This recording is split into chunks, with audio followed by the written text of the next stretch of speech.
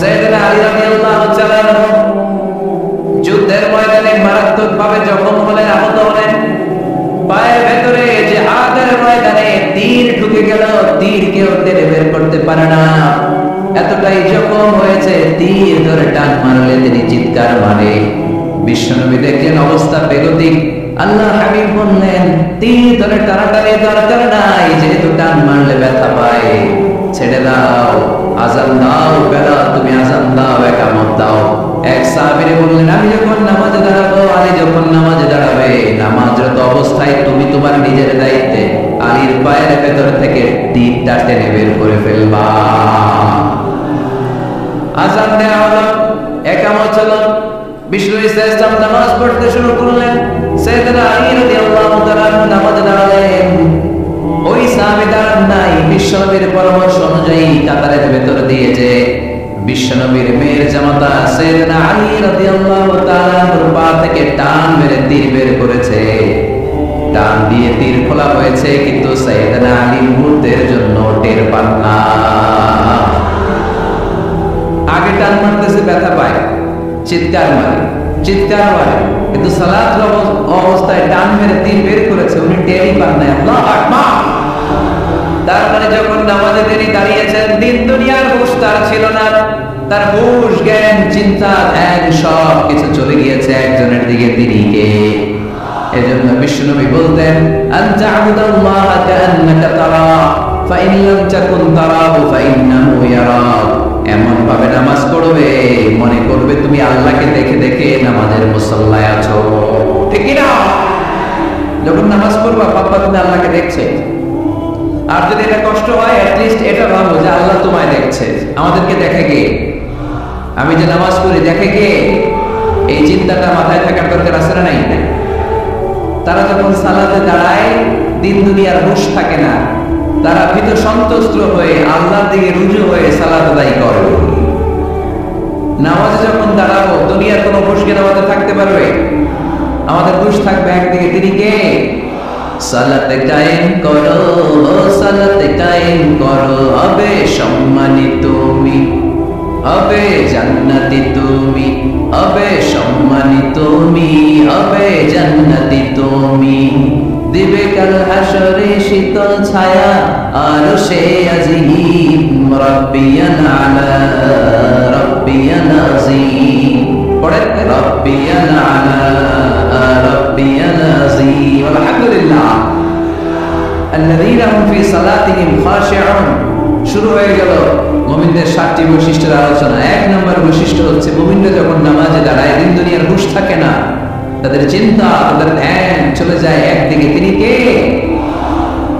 Allah is observing me, আমার আল্লাহ আমাকে দেখছে। এই চিন্তা করে যদি নামাজ পড়েন, খুশু-খুদু বাড়ায় দেবে কে? এক সাহাবী নামাজে ঢুকতেছে, দাড়িও টানতেছে, এরকম নামাজে পড়ে দাড়িও টানে, এরকম আল্লাহ বলি আসলে নাই? নারায়ণগঞ্জে নাই? হ্যাঁ আছে? নামাজ পড়া অবস্থায় বারবার চুল টানা যাবে, দাড়ি টানা যাবে, শুধু মোবাইলে SMS লেখা যাবে? যাবে না, এগুলো করবেন না। নজর তো থাকবে সিজদার দিকে। কোন দিকে? সবাই বলে, মনে থাকবে এটা। এগুলো message, very sensitive and important message. এগুলো নিয়ে যান বাড়িতে। সালাতে মন বসে না, কারণ নজর ছোটাছুটি করে এইদিকে এইদিকে এইদিকে। নামাজে দাঁড়াইছে, জানলা খোলা, জানলার দিকে তাকাইছে, আল্লাহর ওলি আছে না নাই? নামাজে দাঁড়াইছে, গরুর দিকে তাকাইছে, গরুর কাটা ঘুরে আর মাথা ঘুরে, আছে না নাই? না, এদিক সেদিক তাকাবেন না, সেজদার দিকে তাকাবেন। কোন দিকে? আল্লাহ 3টা চান্স দেয়। কয়টা? একবার যখন এদিকে তাকান, আল্লাহ বলে আকবিল, ফিরে আয়, ফিরে আয়, সেজদার দিকে তাকা। আবার যখন তাকান, আল্লাহ বলে আকবিল, ফিরে আয়, সেজদার দিকে তাকা। আবার যখন গরুর দিকে তাকান নামাজে, আল্লাহ বলে ফিরে আয়, সেজদার দিকে তাকা। 3বারের পরে যখন আবার অন্যদিকে নজর করেন, আল্লাহ বলে লা হাজাতা লি ইলা সালাতি, তোর এই নামাজের দরকার আমার নাই। নাউজুবিল্লাহ পড়বেন না? যে আল্লাহকে খুশি করার জন্য এত সময় ব্যয় করে, এই কষ্ট করে শীতের রাতে ওযু করে নামাজে দাঁড়াবো, ওই আল্লাহ যদি বলে এই নামাজের দরকার নাই। এত ভালোবাসতো মক্কার লোকেরা আল্লাহ রাসূল সাল্লাল্লাহু আলাইহি ওয়াসাল্লামকে। অনেকে ছিল কাফের আর মুশরিক, দল করতো আবু জাহেলের। কিন্তু আমানত রাখার সময় আবু জাহেলের কাছে রাখে না, আল্লাহ রাসূল সাল্লাল্লাহু আলাইহি ওয়াসাল্লামের কাছে রাখে। সুবহানাল্লাহ কইবেন না? আল্লাহ রাসূল যদি বলতেন আমার কাছে কেন, আবু জাহেলের কাছে রাখো, ওরা বলতো আবু জাহেলের কাছে যদি টাকার প্যাকেট রাখি দেখা যাবে আয়েশা টাকাও নাই, টাকার প্যাকেটও নাই। আপনার কাছে যেইভাবে যেই জিনিসটা রাখি ঠিক ওইভাবে পাওয়া যাবে। ওয়াল্লাযীনা হুম লিআমানাতিহিম ওয়া আহদিহিম রাউন। মুমিন বান্দার 5 নম্বর গুণ তার আমানতদার হয়। কি হয়? আমরা আমানতদার হব। সবাই বলুন ইনশাআল্লাহ। মক্কায় সবাই মিলে আল্লাহ রাসূল সাল্লাল্লাহু আলাইহি ওয়াসাল্লামের বাড়িতে আমানত রেখে যেত। যেদিন রাতে আল্লাহ রাসূল সাল্লাল্লাহু আলাইহি ওয়াসাল্লাম হিজরত করবেন ওই দিন রাতে উনি ওনার মেয়ের জামাতা সাইয়েদনা আলী রাদিয়াল্লাহু তাআলা আনহুকে এই আমানতদারিতার বিষয়গুলো বুঝিয়ে দিয়েছিলেন আর বলেছিলেন, আলী এত মানুষের এত জিনিস আমার বাসায়, আজ রাতেই আপনার হিজরতের আদেশ দিয়েছেন, কিন্তু আমি তো এগুলো পৌঁছে দিতে পারবো না রে আলী, আমার জায়গায় তোমারে আমি এগুলোর আমানতদার বানিয়ে মক্কা থেকে মদিনায় হিজরতে চলে গেলাম। সাইয়েদনা আলী রাদিয়াল্লাহু তাআলা আনহু 3 দিন সময় নিয়েছেন এই আমানতগুলো পৌঁছাতে। কয়দিন? সুবহানাল্লাহ করতে পারলেন না? ওয়া আহদিহিম রাউন। মুমিন বান্দার 6 নাম্বার বৈশিষ্ট্য হচ্ছে মুমিন বান্দা যদি আহাদ দেয়, প্রমিস দেয়, প্রমিস দিয়ে প্রমিস রাখে, কথা দিয়ে কথা রাখে, কথা ভাঙে না। আমরা কথা দেই কিন্তু কথা রাখি না, এরকম আসার নেই না। মুমিনদের কথা তো কথা, কথা দিলে আপনার কথা রাখতেই হবে। এজন্য আল্লাহ কোরআনে বললেন, ওয়া আউফু বিল আহদি ইন্নাল আহদা কানা মাসউলা। যে ওয়াদা তুমি দিয়েছো, যে অঙ্গীকার মানুষকে তুমি দিয়েছো, যেই প্রমিস তুমি মানুষকে রেখেছো, তোমার প্রমিস তুমি রক্ষা করবে। কেননা কিয়ামতের দিন এই ওয়াদার প্রমিসের ব্যাপারে তোমার জিজ্ঞেস করবে কে? খবরদার, কাউরে কথা দিলে কথা রাখবেন, বন্ধুকে কথা দিলে কথা রাখবেন, সন্তানকে কথা দিলে কথা রাখবেন, স্ত্রীকে কথা দিলে কথা রাখবেন। কিন্তু এই দেশে কেউ কথা রাখে না, তাই না? এজন্য কথা রাখার প্র্যাকটিস যেন আমরা করি। সাইয়েদনা ইসমাঈল আলাইহিস সালাম উনি কোনদিন ওয়াদা দিয়ে ওয়াদা ভঙ্গ করে?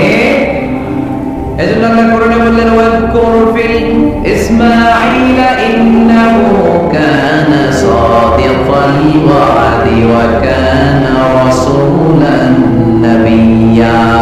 পড়েন আল্লাহু আকবার। নবী কিতাবে সাইয়েদনা ইসমাঈলের কথা উল্লেখ করেন, কারণ তিনি কোনদিন ওয়াদা ভাঙেন নাই, যত ওয়াদা দিয়েছেন সবটাই পূরণ করেছে। ইসমাঈল আলাইহিস সালাম এক ব্যক্তির সাথে ওয়াদা দিলেন যে আগামীকাল বিকেলে আসরের সালাতের পরে এই গাছের নিচে আমরা দুজন মিট করব, ওয়াদা। তো তারপরের দিন আসরের সালাতের পরে ইসমাঈল আলাইহিস সালাম ওই গাছের নিচে যে দাঁড়িয়ে রইলেন, কিন্তু ওই লোকটা আসলো না। সাইয়েদনা ইসমাঈল আলাইহিস সালাম ভাবলেন হয়তো ভুলে গিয়েছে, আজকে আসে নাই কালকে আসবে। ইসমাঈল আলাইহিস সালাম তার পরের দিনও আসরের পরে ওই গাছের নিচে যে হাজির, কিন্তু লোকটা আসেনি। ইসমাঈল আলাইহিস সালাম ভাবলেন আজও হয়তো ভুলে গিয়েছে। উনি তার পরের দিনও যে ওই লোকের জন্য দাঁড়িয়ে গেলেন, তারপরের দিনও দাঁড়িয়ে গেলেন। এভাবে 5 দিন 10 দিন নয়, টানা 23 দিন তিনি ওই লোকটার জন্য এই গাছের নিচে অপেক্ষা করেছেন। আহাদিহিম রাউন। ওয়াদা দিলে আবার ওয়াদা রাখতে হবে, কারণ মুমিনের কথার দাম আসার নাই। এজন্য মুমিনের 5 নাম্বার গুণ আমানতদার হবে। 6 নাম্বার গুণ ওয়াদা দিলে ওয়াদা রাখবে। সর্বশেষ গুণ হলো ওয়াল্লাযীনা হুম আলা সালাওয়াতিহিম ইউহাফিজুন। মুমিন বান্দা কখনো নামাজ নষ্ট করে না, ঠিক কি না? ওয়াল্লাযীনা হুম আলা সালাওয়াতিহিম ইউহাফিজুন, সালাতকে তারা হেফাজত করে। দেখেন আল্লাহ বর্ণনার ভঙ্গি কত সুন্দর। শুরু করছিল কি দিয়ে? সালাত দিয়ে। শেষ করতেছে, শুরুতে বলছে সালাতে খুশু খুদু, আল্লাহর দিকে মনোযোগ থাকে। শেষে বলতেছে সালাত কামাই দিবে না। ওয়াল্লাযীনা হুম আলা সালাওয়াতিহিম ইউহাফিজুন, মুমিনরা সালাত হেফাজত করে। তারা সব কামাই দিতে পারে, কিন্তু সালাত কামাই দিতে পারে, কারণ গোটা দুনিয়াটারে আমাদের জন্য সেজদার জায়গা বানিয়েছে কে? কিয়ামতের দিন আউয়ালু মা ইউহাসাবু বিহিল আবদু ইয়াওমাল কিয়ামাতি আস-সালাত। কিয়ামতের দিন সর্বপ্রথম যে জিনিসটার হিসেব আল্লাহ চাইবেন সেটা হলো সালাত। সেটা কি? কুরবানির গোশতের সাথে যেটা খায়, তাই না? নামাজ, এটার হিসেব আগে। ফাইন সালুহাত সালুহা সাইরু আমালি। সালাতের হিসাব যদি সহজ হয়, পুরো আমলনামাটারে সহজ করে দেবে কে? সালাতের হিসাব দিতে যে যদি আপনার গন্ডগোল লেগে যায়, পুরো আমলনামায় গন্ডগোল পাকায় দেবে কে? এজন্য মুমিন সব নষ্ট করতে পারে, সালাত নষ্ট করতে পারে। যে কোনো জায়গায় সালাতের সুযোগ আসরা নাই। মসজিদে পড়লে কবুল করে কে? রাস্তায় পড়লে কবুল করে কে? বাজারে পড়লে কবুল করে কে? আল্লাহ বলেন এই 7টা গুণ যদি কেউ অর্জন করে, উলাইকা হুমুল ওয়ারিসুনাল্লাযীনা হুম ইয়ারিসুনাল ফিরদাউসা হুম ফিহা খালিদুন। এই মুমিন বান্দার 7টা বৈশিষ্ট্য যদি কারোর মধ্যে কেউ ধারণ করতে পারে, দুনিয়ার বুকে থেকেই সে জান্নাতুল ফেরদাউসের মালিক হয়ে যাবে, ওয়ারিস হয়ে যাবে। ওয়ারিস, মাঝে মাঝে রাস্তাঘাটে দেখবেন লেখা ওয়ারিস সূত্রে এই জমির মালিক আব্দুর রহমান।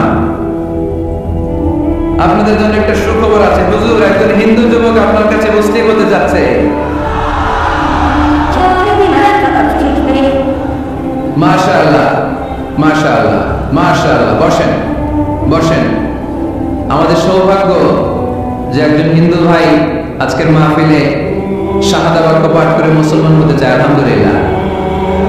এই সুন্দর দৃশ্য আমরা সবাই দেখতে চাই না? বসেন, একজন উঠবেন না, একটা আওয়াজ হবে না, একটা আওয়াজ আমি শুনতে চাই না। বসেন। মুমিন বান্দার কয়টা গুণ? জোরে বলে, আর জোরে বলতে হবে কয়টা? এই 7টা গুণ যদি কেউ অর্জন করে, ওয়ারিস সূত্রে সে জান্নাতি। মাঝে মাঝে জমির মধ্যে লেখা রাস্তাঘাটে এই জমির মালিক ওয়ারিস সূত্রে আব্দুল কুদ্দুস লেখা থাকে না? ওয়ারিস সূত্রে এটার মানে কি জানেন? বাবার কাছ থেকে পাইছে, ঠিক কি না? আল্লাহ বললেন ওয়ারিস হয়ে যাবা, জান্নাতুল ফেরদাউস। বাবা মারা গেলে তেমনি সন্তান সম্পদের মালিক, তুমিও মারা গেলে জান্নাতের মালিক। এজন্য এই 7টা গুণ আমাদের মধ্যে থাকার দরকার আছে না নাই? আমাকে এবার শোনাইতে হবে। 1 নাম্বার কি ছিল? খুশু খুদুর সাথে সালাত। 2 নাম্বার অনর্থক কাজ থেকে বিরত থাকা। 3 নাম্বার যাকাত দেওয়া। 4 নাম্বার লজ্জাস্থানের হেফাজত। 5 নাম্বার আমানতদার হওয়া। 6 নাম্বার ওয়াদা রাখা। 7 নাম্বার নামাজকে হেফাজত করা। এই 7টা গুণ যেন আমরা আমাদের জীবনে ধারণ না। হাল আতা আলাল ইনসানি হিনুম মিনাদ দাহর লাম ইয়াকুন শাইআন মাযকুরা। মানুষ কি তার সৃষ্টির দিকে একটু নজর করে তাকায় না? সে কি ছিল? সৃষ্টির শুরুতে সে উল্লেখ করার মতো কিছুই ছিল না। এই যে আমরা যখন ছোট্ট ছিলাম, বয়স যখন আমার 3, 2, তখন আমি কি কি করছিলাম মনে আছে? স্মৃতির পাতা হাতড়াতে হাতড়াতে পেছনে যেতে যেতে কত বছর বয়স পর্যন্ত আপনি ঘটনা বা স্মৃতি মনে রাখতে পেরেছেন বলেন? আমি মিজানুর রহমান আসারি সর্বোচ্চ 3 বছরের আমার বয়স যখন 3, ততটুকু খেয়াল আছে। এরপরে আমি আর খেয়াল নাই কি হয়েছিল আবার 2 বছর বয়সে। আমার বয়স যখন 6 মাস, I don't know anything about it, কিচ্ছু জানি না। মায়ের পেটের ভিতরে 9 মাস নাকি ছিলাম শুনছি, কিন্তু কি হয়েছে আমি জানি না। আপনি যদি আপনার স্মৃতির পাতা হাতড়াতে হাতড়াতে পেছনে যান, কতটুকু মনে আছে আপনার? কত বছর বয়সে? হ্যাঁ, কয় বছর? 4 বা 5। এর আগের কথা আমরা জানি না, কিন্তু মায়ের পেটের ভেতরে আমার লালন পালন করলো কে? কত ক্ষুদ্র আমি, কত তুচ্ছ আমি, কত নগণ্য আমি। এক ফোঁটা নাপাক পানি থেকে আল্লাহ আমার তৈরি করলো। Sperm drop, blood clot, leader flash, কিচ্ছু ছিলাম না আমি।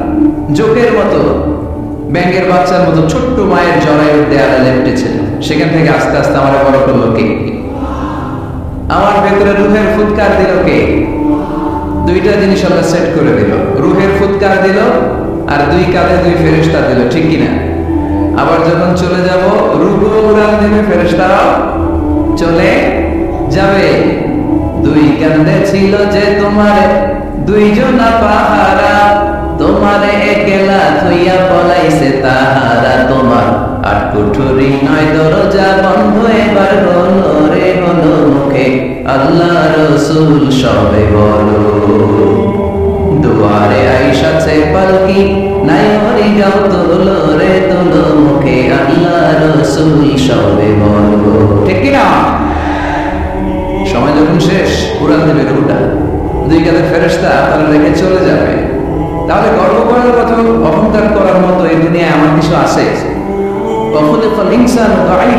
কেন এই মেসেজগুলো আমরা মনে রাখি না? আমরা তো দুর্বল। আমরা কি সবাই বলে পিছনের ওনারা অনেক সবল, এজন্য দুর্বল বলতে লজ্জা পাচ্ছে। আমরা কি শুধু কি দুর্বল? দুর্বলের ঘরের দুর্বল। আমি দুর্বল, আমার বাবা দুর্বল, আমার দাদা দুর্বল, আমার 14 গোষ্ঠী দুর্বল। এজন্য আমরা দুর্বলের ঘরে। এই মাহফিলের পেছন থেকে কেউ যদি বলে হুজুর সাপ, কি বলছে? আসলে সাপ নাই, খালি কইছে সাপ। এরপরে মুজাহিদদের ক্যাপ খুঁজে পাওয়া যাবে না। শর্ত সাপ বাদ দেন। বাবা বেন চিনেন? চেনেন না? নারায়ণগঞ্জে নাই না? বাবা বেন কি করে লাফায় না? সাপ না, সাপ তো অনেক ভয়ঙ্কর। বাবা ভাই, দুইটা বাবা ভাই এদিকে, দুইটা এদিকে, আর বাকি দুইটা এদিকে।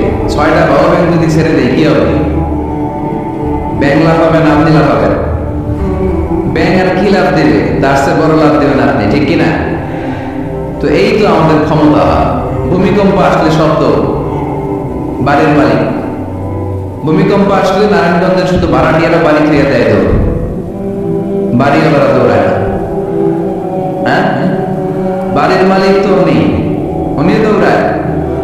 ভাড়াটিয়াও দৌড়, বাড়িওয়ালাও দৌড়, সরকারও দৌড়, জনগণও দৌড়। চিন্তা করো, ঠিক কিনা? ওখানে দুর্বল আমরা, দুর্বলের ঘরের দুর্বল। এজন্য আমরা যেন অহংকার প্রদর্শন না করি। অহংকার আল্লাহর চাদর, আল্লাহর চাদর ধরে যেন আমরা না যাই। আমরা যেন বিনয়ী হই, মুতাওয়াদি। কানা রাসূলুল্লাহ সাল্লাল্লাহু আলাইহি ওয়াসাল্লাম মুতাওয়াদিআন জিদ্দান। অত্যন্ত বিনয়ী ছিলেন আল্লাহ রাসূল সাল্লাল্লাহু আলাইহি ওয়াসাল্লাম। কখনো অহংকার দেখাতেন না, কখনো অহংকার প্রদর্শন করতেন না। অহংকার করা হচ্ছে শয়তানের ফাসলাত, ঠিক কিনা? খালাকতানি মিন নার ওয়া খালাকতাহু মিন তিন। সে লজিক খাটাইছে আল্লাহর সাথে। আল্লাহর সাথে লজিক খাটানো যাবে? আল্লাহ বললেন সেজদা দাও, আদমকে সেজদা দাও, সব ফেরেশতারা সেজদা দিল। শয়তান যুক্তি খাটালো, খালাকতানি মিন নার, আল্লাহ তুমি আমাকে তৈরি করেছো আগুন থেকে, ওয়া খালাকতাহু মিন তিন, আদমকে তৈরি করেছো মাটি থেকে। মাটির বৈশিষ্ট্য রেখে দিলে নিচে টপাস করে পড়ে, আর আগুন জ্বালিয়ে দিলে উপরে দাউ দাউ করে উপরে উঠে যায়। তো যেটা ঊর্ধ্বগামী, এটা নিম্নগামীকে কখনো সেজদা করতে পারে না। এই লজিক খাটায় আসে শেষ, ওর দুনিয়াও শেষ, আখিরাতও শেষ। আল্লাহর আদেশের ক্ষেত্রে কোনো লজিক নাই। সামি'না ওয়া আতা'না, শুনলাম মানলাম। আল্লাহ আদেশ করেছে, এই আদেশের উপরে থাকতে হবে, বরকত ছাড়া নাই। এজন্য আমরা যেন অহংকারী না হই, আমরা যেন বিনয়ী হতে পারি। আল্লাহ তুমি তৌফিক দান করো। আজকের মাহফিলটাকে আল্লাহ তুমি নাজাতের ওসিলা বানাও। আমার যে যুবক ভাইয়েরা আজকের এই প্রোগ্রামে স্বতঃস্ফূর্ত অংশগ্রহণ করার মধ্য দিয়ে ইসলামের পক্ষে এই গণজোয়ারকে তৈরি করেছে, এই গণজোয়ারকে তুমি ইসলামের জন্য কবুল করো। আমার প্রাণপ্রিয় যুবক ভাইদেরকে তুমি সাইয়েদনা ওমর ফারুক রাদিয়াল্লাহু তাআলা আনহুর মতো ইসলামের বীর সেনানী হিসেবে কবুল করো। পর্দার অন্তরালে আমার মা বোনদেরকে আল্লাহ তুমি খাদিজাতুল কুবরা তাহেরা রাদিয়াল্লাহু তাআলা আনহার মতো কবুল করো। পুলিশ ভাইরা আজকে অনেক কষ্ট করেছে। আপনাদের এই থানার সম্মানিত ওসি সাহেব, উনি ওনার প্রোটোকল দিয়ে আমাদেরকে এখানে নিয়ে এসেছে। আপনাদের এই এলাকার সম্মানিত চেয়ারম্যান সাহেব সারাটা দিন অনেক কষ্ট করে এই প্রোগ্রামকে এনশিওর করেছে। বিশেষ করে আপনাদের অত্র এই আসনের সম্মানিত এমপি মহোদয় সেলিম ওসমান সাহেব, উনিও খুব খোঁজ খবর নিয়েছে এই প্রোগ্রামের ব্যাপারে। সর্বোপরি আমরা আল্লাহর কাছে শুকরিয়া জানাই যে আল্লাহ তাআলা আজকে আমাদেরকে সুস্থভাবে এই প্রোগ্রামে আসার সুযোগ করে দিয়েছে। এরকম প্রোগ্রাম, কোরআনের মাহফিল বন্ধ হোক, এটা কি আমরা চাই? কোরআনের কথা চলবে, এটা আমরা চাই কি চাই না? সেজন্য যদি ত্যাগ স্বীকার করা লাগে, দরকার আছে না নাই? ময়দানে যদি থাকতে হয়, রাজি আছে না নাই? আল্লাহ তুমি তৌফিক দান করো। মুসাপুর পশ্চিম পাড়া জামে মসজিদ, মুসাপুর কি গ্রামের নাম? যুব সংগঠন ও এলাকাবাসীর যৌথ উদ্যোগ, মাশাআল্লাহ। যুবক এলাকাবাসী ভাই ভাই, অন্যদের কোনো খাওয়া নাই, ঠিক কিনা? এরকম আন্তরিক সম্পর্ক গড়ে তুলতে হবে এলাকায়। যুবকরা হচ্ছে আগামীর বাংলাদেশ। তোমাকেই খুঁজছে বাংলাদেশ। তোমার দেহে এখন অনেক শক্তি, উৎসাহ, এটাকে ইসলামের পক্ষে কাজে লাগাতে হবে। এটা আজে বাজে কাজে, মাদকের পেছনে দৌড়াদৌড়ি করে, অপরাজনীতির পেছনে দৌড়াদৌড়ি করে, মারামারি এগুলোর পেছনে দৌড়াদৌড়ি করে, সন্ত্রাস, জঙ্গিবাদ, টেন্ডারবাজি, চাঁদাবাজি এগুলোর পেছনে দৌড়াদৌড়ি করে সময় নষ্ট করা যাবে? এদিকে কি দেখা যায় না?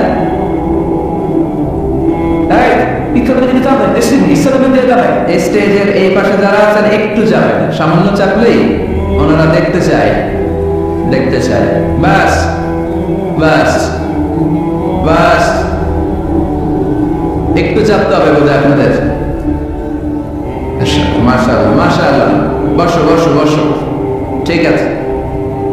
নারায়ণগঞ্জের ছেলেরা অনেক ভদ্র, অন্যান্য যারা আমার আধা ঘন্টা লাগে কামাইতে, এইদিকে দেখে না, ওইদিকে মানুষের স্রোত ধাক্কা ধাক্কি, এইদিকে জায়গা হয় না, বিশাল প্যান্ডেল, 1 লক্ষ লোক বসতে পারে জায়গায় করছে, এরপরও জায়গা হয় না। সর্বোচ্চ চেষ্টা করেছে কমিটি, আমি জানি তাদের সর্বোচ্চটা দিয়ে চেষ্টা করেছে, আসার পরে তারা আবেগ আপ্লুত হয়ে গিয়েছে। খায় নাই নাকি, সারাদিন খায় নাই, অনেক কষ্ট করেছে আমি জানি। তাই জন্য আপনারা সহযোগিতা করবেন। নারায়ণগঞ্জের ছেলেরা অনেক ভদ্র। গতকাল আমার এলাকায় মাত্র এদিকে আমি ঠিক করতে পারিনি, আধা ঘন্টা সময় নিচ্ছে। এদিকে দেখি না, আপনি আসেন, ওদিকে গেছি, এদিকেও আসতে হবে। ওর এদিকে যে এদের সাথে দেখা করলাম, সব শেষে আধা ঘন্টা 35 মিনিট পরে আর ঠান্ডা হচ্ছে। তারপরে লোকের ধাক্কা থাকি, এই গণজোয়ার এগুলো কোরআনের বিজয়ের একটা সাক্ষী, বিজয়ের একটা সাইন, ঠিকই না? এই বিজয়কে কি কেউ ঠেকায় রাখতে পারবে? দুনিয়ার কোন লাভের জন্য আমরা আসছি? একজনকে খুশি করার জন্য এসেছি, তিনি কে? এই বিজয়ের জন্য যদি সর্বোচ্চ স্যাক্রিফাইসের নাজরানা পেশ করতে হয়, আমরা রাজি আছি না নাই? তারা কারা রাজি? তো কিছু করে আল্লাহর দেখায়।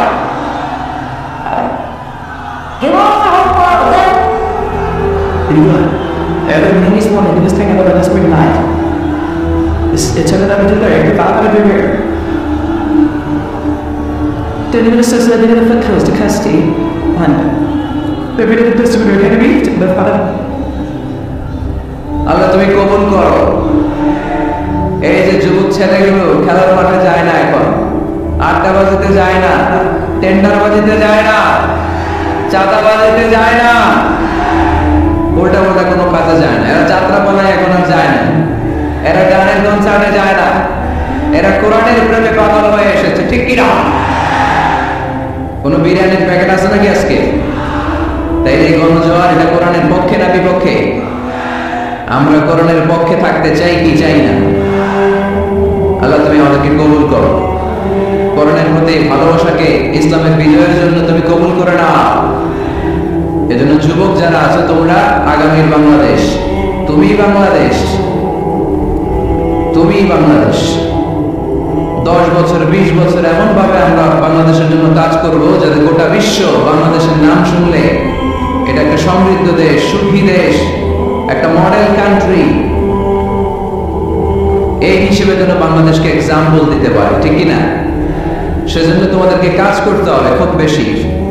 অলসতা করা যাবে? কাজে কোনো লজ্জা নেই, লজ্জা হচ্ছে অলসতায়। Never underestimate any job. কোনো চাকরি, কোনো ব্যবসাকে ছোট চোখে দেখবা না, whether it small or big. ছোট চাকরি হোক, ছোট ব্যবসা হোক, আমরা করব। আমরা স্বাবলম্বী হতে চাই, নিজের পায়ে দাঁড়াতে চাই, আমরা আত্মমর্যাদা সম্পন্ন মুসলিম হতে চাই, ঠিক কিনা? এখানে লোকজন অনেক বেশি হয়ে গেছে, দাঁড়ানোর জায়গা নাই। প্রতি রাতের ঘটনা। প্রিয় ভাইরা, কি হয়েছে? কি হয়েছে? প্রজেক্টর আছে, প্রজেক্টর আছে। Say sound that's beyond the noise and the be straight. এই সাউন্ড বক্স এখন নামাইতে গেলে অনেক সময় লাগবে। একটু দেখো, একটু দেখো। ক্যামেরাওয়ালা ভাইদের প্রতি একটু এহসান করো। এইখানে যদি 1 লক্ষ লোক হয়, কালকে 20 লক্ষ লোক এই কথাগুলো শুনবে। এই নারায়ণগঞ্জের যুবক ভাইদের ওসিলায় কোটি মানুষ কোরআনের পথে আসুক, আমরা চাই কি চাই না? আমরা কোরআনের জন্য সব করতে পারি, সব বিলিয়ে দিতে পারি। আজকের এই 1 ঘন্টার কষ্ট আমাদের কাছে কোনো কষ্টই না, তাই না? মাশাআল্লাহ মাশাআল্লাহ, এই তো চমৎকার। বেশি নাড়াচাড়া করো না, বেশি নাড়াচাড়া করা যাবে না, আস্তে করে রেখে চুপ করে বসে যাও, চুপ করে বসে যাও। এই তো ছেলেমেয়েরা অনেক ভদ্র, ঠিক আছে, আওয়াজ হবে না, জায়গা না পেলে দাঁড়িয়ে শোনো। বলছিলাম যুবকরা হচ্ছে আগামীর বাংলাদেশ। কাজকে ছোট করা যাবে না, যে কোনো কাজ পেলেই করা শুরু করতে হবে। নতুন চাকরি পেলে, নতুন ব্যবসা পেলে এরপরে করবা, কিন্তু বাবুগিরি দেখিয়ে অলসতা করে বসে থাকা যাবে। কাজ ছোট হোক বা বড় হোক, বরকত দেয় কে? সুন্দরভাবে করলে প্রত্যেকটা কাজে বরকত আছে না নাই? যে কোনো কাজ করো না ভাই, যে কোনো কাজ করো, তা যেন হয় সবার চেয়ে সবচেয়ে সুন্দর। যে কোনো কাজ করো না ভাই, যে কোনো কাজ করো, তা যেন হয় সবার চেয়ে সবচেয়ে সুন্দর। হোক না সেটা পড়ালেখা, রঙের ভাষায় ছবি আঁকা, হোক না সেটা পড়ালেখা, রঙের ভাষায় ছবি আঁকা, হোক না সেটা সামান্য কাজ কিংবা মহত্তর, তা যেন হয় সবার চেয়ে সবচেয়ে সুন্দর। যে কোনো কাজ করো না ভাই, যে কোনো কাজ করো, তা যেন হয় সবার চেয়ে সবচেয়ে সুন্দর। ঠিক কি না? যেটাই করি না কেন, কাজ যেন সুন্দর হয়, কাজটা যেন এক্সাম্পল স্থাপন করার মতো হয়। তাহলে ওই কাজে বরকত দিবে কে? মাইক অপারেটর কে? আরেকটু স্ট্রং করতে হবে, আরেকটু স্ট্রং করো। ঠিক আছে, আমি বলছি আল্লাহ রাসূল সাল্লাল্লাহু আলাইহি ওয়াসাল্লাম যখন তোমাদের মতো যুবক, তিনি কি অলস ছিলেন? মা বা'আসাল্লাহু নাবিয়্যান ইল্লা রাআল গানাম। এই পৃথিবীতে এমন কোন নবী ছিল না যে নবীরা ছাগল চড়ায় নাই। সুবহানাল্লাহ বলবা না? ছাগল চড়িয়েছেন আমার প্রিয় নবী মুহাম্মদ সাল্লাল্লাহু আলাইহি ওয়াসাল্লাম। মরুভূমিতে তিনি ছাগল চড়াতেন অল্প কিছু পারিশ্রমিকের বিনিময়ে। সাহাবারা বললেন, ইয়া রাসূলুল্লাহ, সব নবী ছাগল চড়িয়েছে বুঝলাম, আপনিও? আল্লাহ রাসূল বললেন, হ্যাঁ আমিও। কুনতু আরাআহা আলা তারারিকি আহলি মক্কা। মক্কাবাসীদের দেয়া অল্প কিছু পারিশ্রমিকের বিনিময়ে মক্কা শহরে আমি নিজেও ছাগল চড়িয়েছি। কাজকে ডিফারেন্সিয়েট করে নাই, ছোট বড় না, কাজ যেটা পাও করতে হবে। কাজ করে খাওয়ার মধ্যে কোনো লজ্জা নেই, আছে শুধু সম্মান। ঠিকই না? সাউন্ড তো আরো খারাপ হয়ে গেল মনে হয়। এরকম কেন?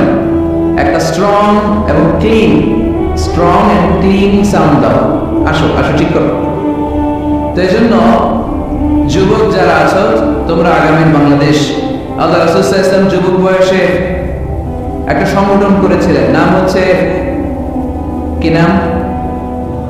আরবিতে এটাকে বলে হালাফুল ফুদুল।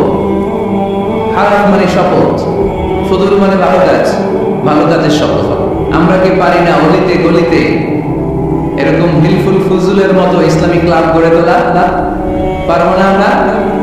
এইগুলোর উদ্যোগে আজকে যেরকম যুব সংগঠন এলাকাবাসীর যৌথ উদ্যোগে প্রোগ্রাম, এরকম সুন্দর সুন্দর প্রোগ্রাম করতে হবে।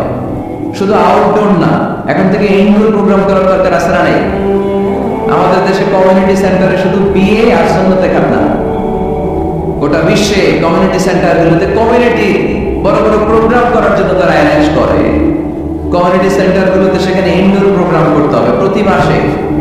ভালো ভালো স্কলারদেরকে এনে, ইনফ্লুয়েন্সিয়াল স্পিকারদেরকে এনে যুবকদেরকে মোটিভেট রাখার দরকার আছে না নাই? কারণ যুবকরাই আগামী বাংলাদেশ।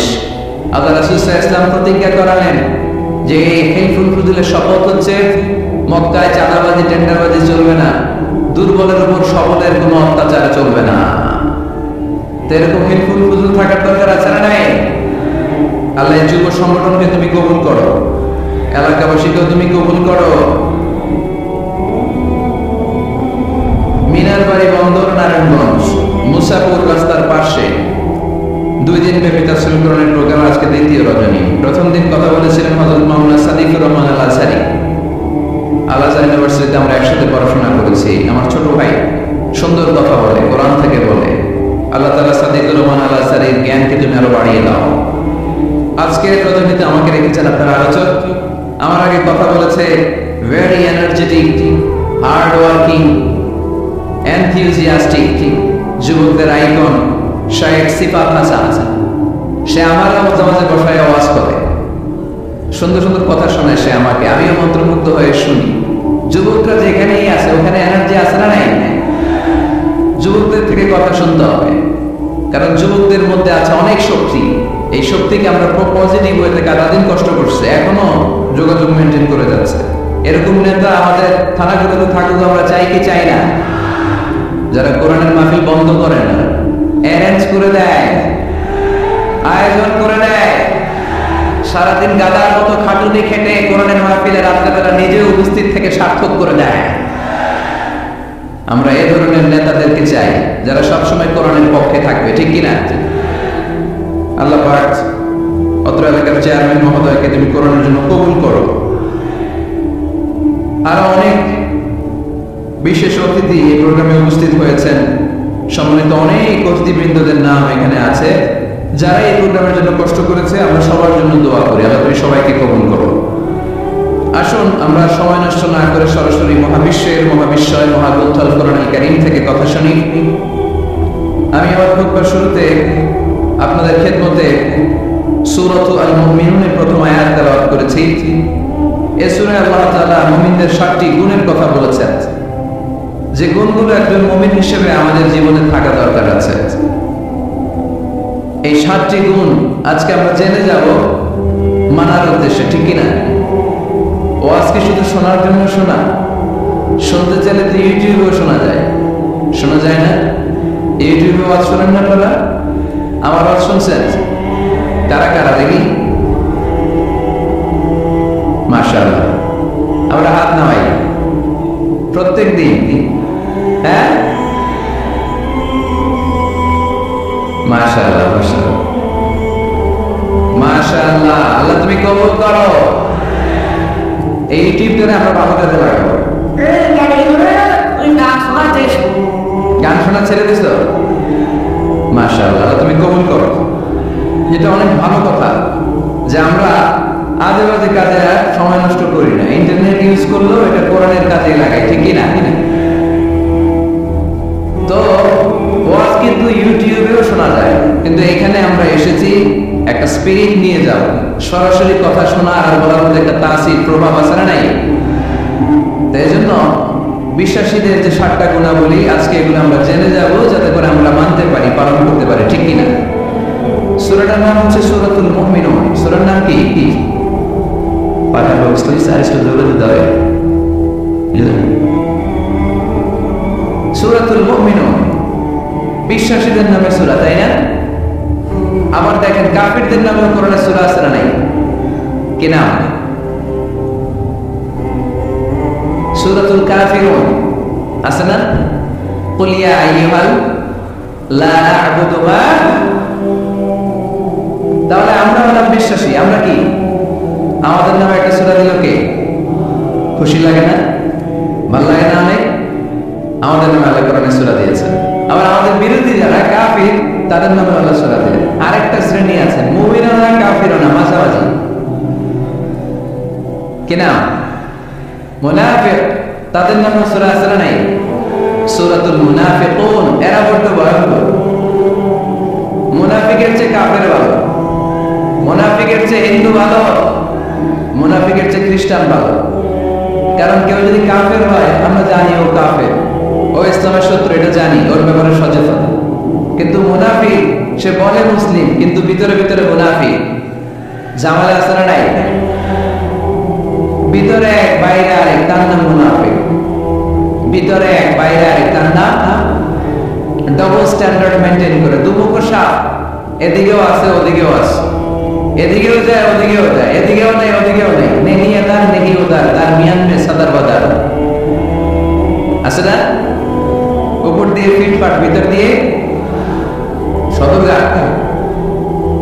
উপর মে পাক সাফ, আন্দার মে খালাত মালাত। উপরে অনেক পাক সাফ, ভিতরে ঝামেলা। এরা মুনাফিক, যেদিকে বৃষ্টি এদিকে ছাতা ধরে। যখন যার কাছে টাকা পয়সা আছে তারা তেল মারে।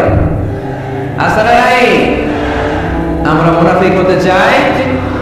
আমরা মুমিন হতে চাই কি চাই না? মুমিন হয় কখন? যখন তার বিশ্বাস থাকে, ঠিক কিনা? আল্লাহ বিশ্বাস, আখিরাতে বিশ্বাস। এই বিশ্বাসটা কিন্তু অনেক দামি, টাকা দিয়ে বিশ্বাস কেনা যায় না। আমরা আল্লাহর উপর বিশ্বাস রাখি, আখিরাতে বিশ্বাস রাখি, নবী রাসূলদের উপর বিশ্বাস রাখি, তাই আমরা মুমিন।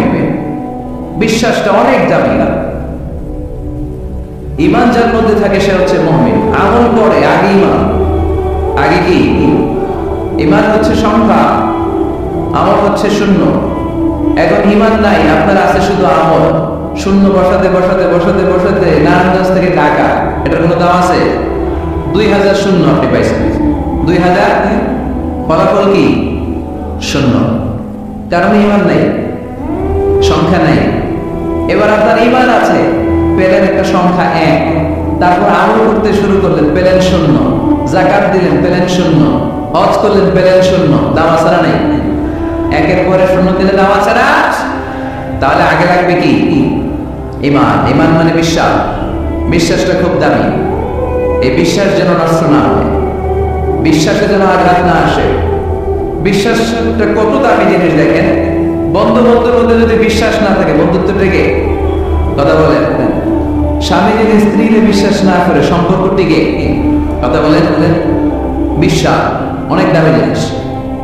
দেখবেন বাবা যখন তার ছোট্ট মেয়েটাকে কোলে তুলে উপরে এরকম ছুঁড়ে মারে, ছোট্ট মেয়েটা খিলখিল করে হাসে। যদি নিচে পড়ে যায় ভর্তা হয়ে যাবে, তারপরও হাসে।